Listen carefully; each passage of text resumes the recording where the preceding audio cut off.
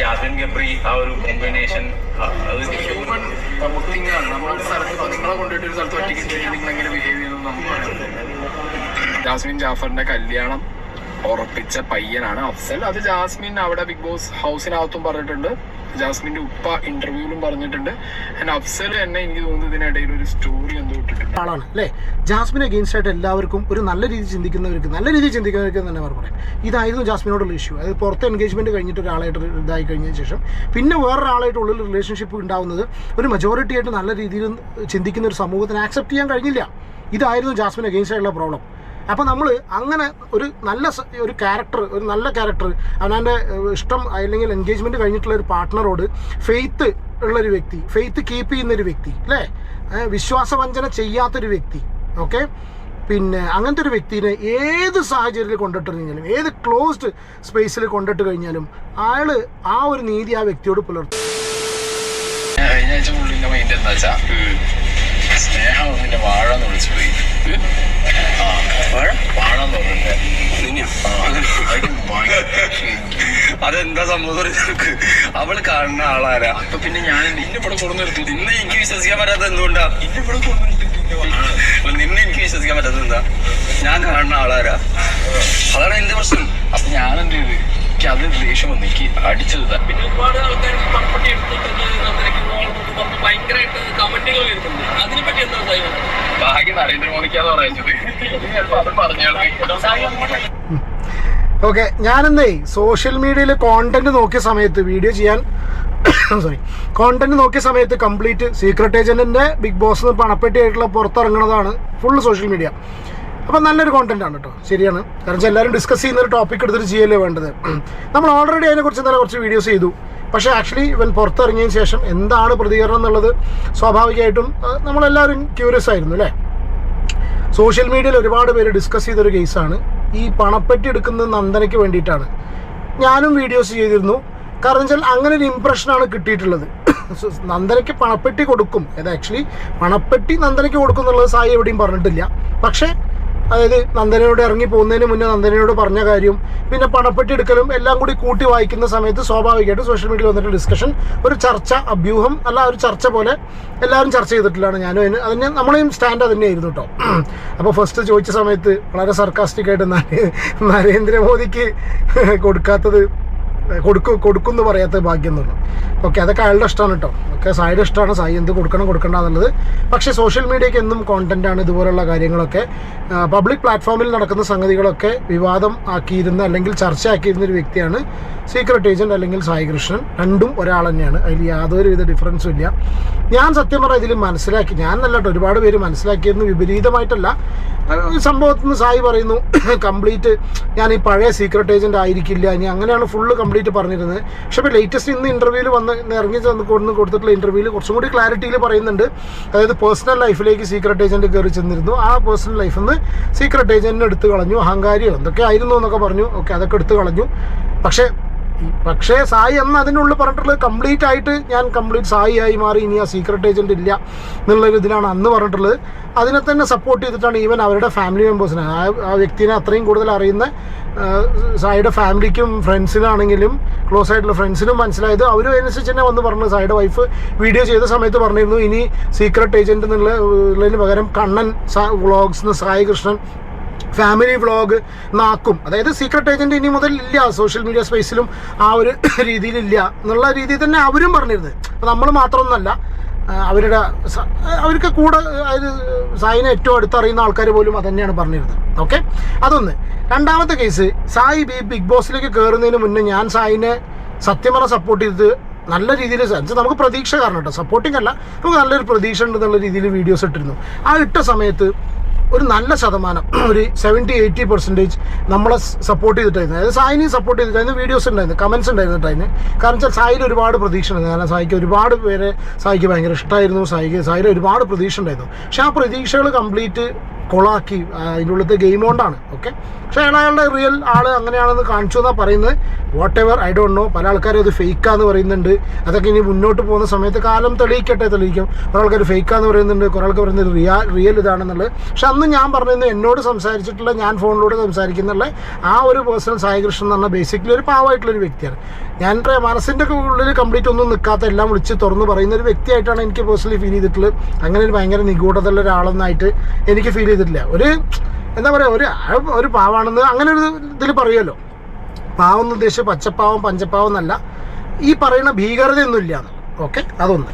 അപ്പോൾ ഇപ്പോൾ ഈ സായി ബിഗ് ബോസിൽ കയറിയതിന് ശേഷം, സായി വീഡിയോസ് അതിൻ്റെ ഉള്ളിലത്തെ ഗെയിമും പരിപാടിയും കാര്യങ്ങളും കഴിഞ്ഞതിന് ശേഷം ഈ സോഷ്യൽ മീഡിയയിലെ ചർച്ച, ഇൻക്ലൂഡിങ് നമ്മളൊക്കെ എല്ലാവരും കംപ്ലീറ്റ് ഉൾട്ടടിച്ച്. കാരണം വെച്ചാൽ എനിക്ക് തോന്നുന്നത് അന്ന് ഞാൻ സായിനെ സപ്പോർട്ട് ചെയ്ത് വീഡിയോ ചെയ്ത് കഴിഞ്ഞാൽ ഒരു 70% ആൾക്കാർ അതിനെ സപ്പോർട്ട് ചെയ്യുമെങ്കിൽ ഇന്ന് ഞാൻ പറയാം 99% ആൾക്കാരും സായിക്ക് എതിരാണ്. സായിനെ വളരെ മോശമായിട്ട് കംപ്ലീറ്റ് നെഗറ്റീവായിട്ടാണ് കംപ്ലീറ്റ് സോഷ്യൽ മീഡിയ പറയുന്നത്. അത് തിരിച്ചു കൊണ്ടുവരുന്നത് ഒരു ഹെർക്യൂലിയൻ ടാസ്ക് ഒന്നുമല്ല. അതൊക്കെ അങ്ങോട്ടും ഇങ്ങോട്ടും മാറി മറിയുന്ന ഒരു സ്പേസാണ് സോഷ്യൽ സ്പേസ് എന്നുള്ളത്. അതൊക്കെ എല്ലാം അങ്ങോട്ടും ഇങ്ങോട്ടും മാറുകയും ചെയ്യും. പക്ഷെ എന്താണെന്നുണ്ടെങ്കിൽ ഇപ്പോഴത്തെ സിറ്റുവേഷൻ വെച്ച് നോക്കുകയാണെങ്കിൽ ഒരു 99% ഒരു നെഗറ്റീവ് ഷെയ്ഡിലാണ് ഇപ്പോൾ സായി നിൽക്കുന്നത്. ഓക്കെ, അപ്പോൾ ഇനിയിപ്പോൾ നമുക്ക് സായി ഇന്ന് കൊടുത്തിട്ടുള്ള ഇൻ്റർവ്യൂ കൊടുത്തിട്ടുള്ള 2-3 കാര്യങ്ങളുണ്ട്. ആ വീഡിയോസിൽ സായി പറഞ്ഞിട്ടുള്ള കാര്യങ്ങൾ നമുക്ക് ഇതാക്കാം. പിന്നെ ബിഗ് ബോസിൽ നന്ദനയ്ക്ക് ക്യാഷ് കൊടുക്കുന്ന റിലേറ്റഡ് ഇഷ്യൂ. അപ്പോൾ നന്ദനയുടെ റിയൽ സിറ്റുവേഷൻ എന്ന് പറഞ്ഞാൽ നമ്മളിപ്പോൾ 1-2 ഇതിലൂടെയൊക്കെ നന്ദനയുടെ വീടിൻ്റെ സ്ഥിതിയും കാര്യങ്ങളൊക്കെ അറിഞ്ഞു. Feel really sad. അത് അവരെന്താ ചെയ്യുക അങ്ങനെ ചെയ്യട്ടെ, നമ്മൾ കൊടുക്കണമെന്നും കൊടുക്കണ്ടെന്നും പറയുന്നില്ല. ഞാൻ ഇന്നലെ വീഡിയോയിൽ പറഞ്ഞു ഋഷിനെ ചതിച്ചു എന്നുള്ള കേസിലൊക്കെ പറഞ്ഞിരുന്നു. സായിയുടെ പേഴ്സണൽ ഇഷ്ടമായി സായി എന്താ വെച്ചാൽ ചെയ്യട്ടെ, കൊടുക്കാതിരിക്കേ. പക്ഷെ എന്താ വെച്ചാൽ ചർച്ചയായ വിഷയമായതുകൊണ്ട് മാത്രമാണ് നമ്മൾ ഡിസ്കസ് ചെയ്യുന്നത്. അത് നമ്മൾ മാത്രമല്ല, അത് അവനെ ആക്സെപ്റ്റ് ചെയ്യുന്നുണ്ട്. ഇപ്പോൾ സായി ആയിരുന്നു പുറത്ത് ഈ കാര്യങ്ങൾ റിവ്യൂ ചെയ്യുന്നെങ്കിൽ ഡെഫിനറ്റ്ലി അവൻ പറഞ്ഞിട്ടില്ല, അവൻ ഇതിലേറെ കൂടുതൽ വലിച്ചു കീറുമായിരുന്നു എന്നൊക്കെ പറഞ്ഞ ഇൻ്റർവ്യൂവിൽ പറയുന്നുണ്ട്. അപ്പോൾ എന്താണെന്നുണ്ടെങ്കിൽ നമുക്ക് ആ ഒരു കുറച്ച് ഇൻ്റർവ്യൂവിൻ്റെ പോർഷൻസ് ഉണ്ട്, നമ്മൾ അതൊന്ന് റിയാക്ട് ചെയ്യാൻ പോവാണ് കേട്ടോ.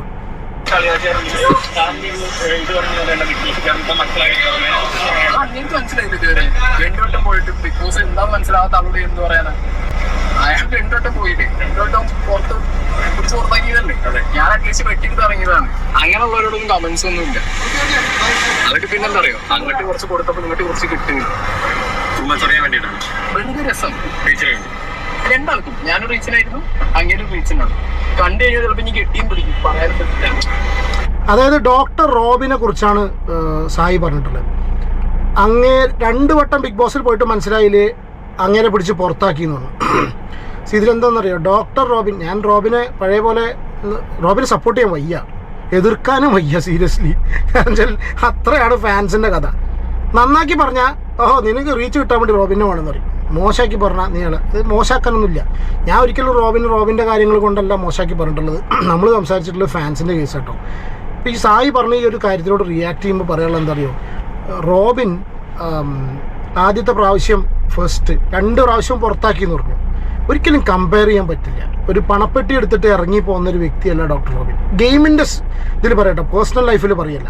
നമ്മൾ കണ്ടിട്ടുള്ള ഏഷ്യാനെറ്റിൻ്റെ ഗെയിം ഷോ ആയിട്ടുള്ള ഏഷ്യാനെറ്റിൻ്റെ റിയാലിറ്റി ഷോ ആയിട്ടുള്ള ബിഗ് ബോസ് എന്ന ആ ഒരു ഗെയിം ഷോന്ന് അത്യാവശ്യം നല്ല രീതിയിൽ ആൾക്കാരെ ഇഷ്ടപ്പെടിച്ചിട്ട് തന്നെ, എന്താ പറയുക, ഭയങ്കരമായിട്ട് ഇഷ്ടപ്പെടിച്ചിട്ട് തന്നെ ഒരു ജനപ്രീതി നേടിയിട്ട് എനിക്ക് തോന്നുന്നു ബിഗ് ബോസിൻ്റെ എല്ലാ സീസണുകളിലും വെച്ചിട്ട് അത്യാവശ്യം നല്ല ഏറ്റവും ഭയങ്കരമായിട്ട് ജനപ്രീതി നേടിയിട്ടുള്ള ഒരു ബിഗ് ബോസ് കണ്ടസ്റ്റൻ്റ് ആയിരുന്നു ഡോക്ടർ റോബിൻ.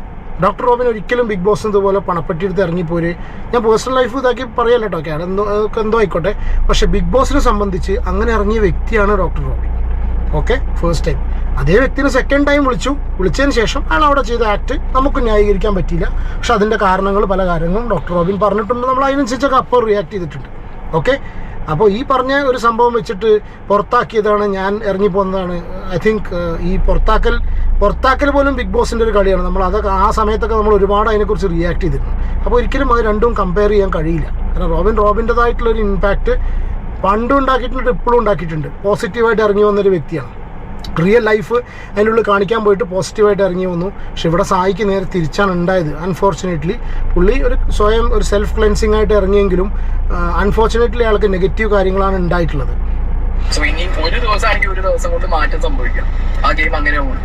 അതായത് ഈ കളീനെ കുറിച്ച് ചോദിച്ച സമയത്ത് സായി പറഞ്ഞ കാര്യമാണ്, ഒരു ദിവസം കൊണ്ട് തന്നെ ഇതിൽ മാറ്റം സംഭവിക്കാന്ന്.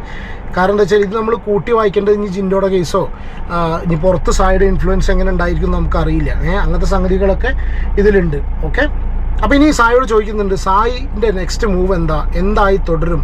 സായി ആയി തുടരുമോ, സീക്രട്ട് ഏജൻ്റായി തുടരുമോ? കാരണം ഈ ഒരു സംഗതിക്ക് വേണ്ടിയിട്ടാണ് ഒരുവിധം എല്ലാവരും സോഷ്യൽ സ്പേസിലൊക്കെ ഉള്ളവർ വെയിറ്റ് ചെയ്ത് നിന്നിരുന്നത്. പിന്നെ ഡെഫിനറ്റ്ലി അങ്ങനെ ജീവിക്കാൻ പറ്റും.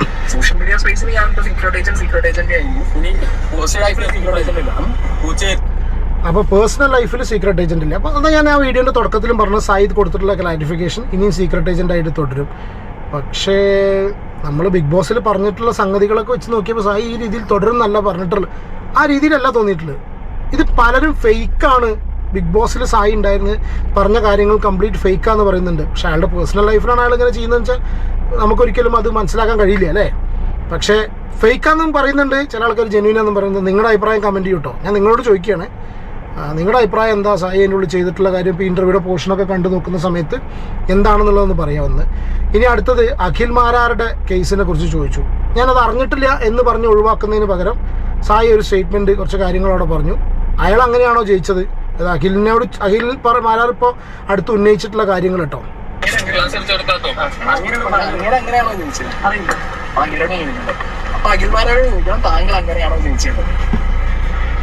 പോയിന്റ് മനസ്സിലായി. ഇങ്ങനെ കളിച്ചു വന്ന ഒരാളാണ്. അപ്പൊ അങ്ങനെ ഒരു വിവാദം പറഞ്ഞിട്ടുണ്ടെങ്കിൽ, എനിക്കറിയില്ല അങ്ങനെ പറഞ്ഞിട്ടുണ്ടെങ്കിൽ ഞാൻ കണ്ടിട്ടില്ല. അങ്ങനെ പറഞ്ഞിട്ടുണ്ടെങ്കിൽ അങ്ങനെ ഞാനിപ്പോ പണപ്പെട്ടി എടുത്തു ഇത്രയും ദിവസം കളിച്ചാണെങ്കിലില്ല. അങ്ങനെ അതിന് ഉത്തരം പറയുന്നത് ഞാനിപ്പോ ഈ ദിവസം കണ്ടു രണ്ടും കളിച്ചും എനിക്കതിനെ ഒരു ക്ലാരിറ്റി ഇല്ല. അങ്ങനെ പറയാം. എനിക്കത് അറിയില്ല, ഞാനിപ്പോൾ അതിനോട് പ്രതികരിക്കുന്നില്ല എന്ന് പറഞ്ഞിട്ട് ഒറ്റയടിക്ക് ഒഴിവാക്കേണ്ടതിന് പകരം വെറുതെ വായിൽ കോലിട്ട് കുത്തി ഇളക്കേണ്ട ആവശ്യമില്ല. കാരണം അഖിലിൻ്റെ ഭാഗത്തുനിന്ന് ഒന്ന് രണ്ട് പ്രാവശ്യം അഖിലിൻ്റെ ഭാഗത്തുനിന്ന് റിപ്ലൈ ഒക്കെ അത്യാവശ്യം നല്ല രീതിയിൽ കിട്ടി മിണ്ടാതായി പോയ സിറ്റുവേഷൻസ് പല ആൾക്കാർക്കും ഉണ്ടായിട്ടുണ്ട്. അപ്പോൾ അത് ഒഴിവാക്കി വിടുകയായിരുന്നു നല്ലത്. പക്ഷെ ഞാൻ പഴയ പോലെ ഞാനായിട്ട് ഒരാളെ വലിച്ചിരുന്ന ഒരു സാധനം ഞാൻ 10 വട്ടം തിരിക്കും. ഞാൻ ബിഗ് ബോസിനാണെങ്കിൽ പഠിച്ചതുമാണ്. നമ്മൾ അൺവാണ്ടഡ് ആയിട്ട് ഒരു സാധനം പ്രാഗ് ചെയ്തിരുന്നത് ഞാൻ തിങ്ക് ചെയ്തേ ചെയ്യണം.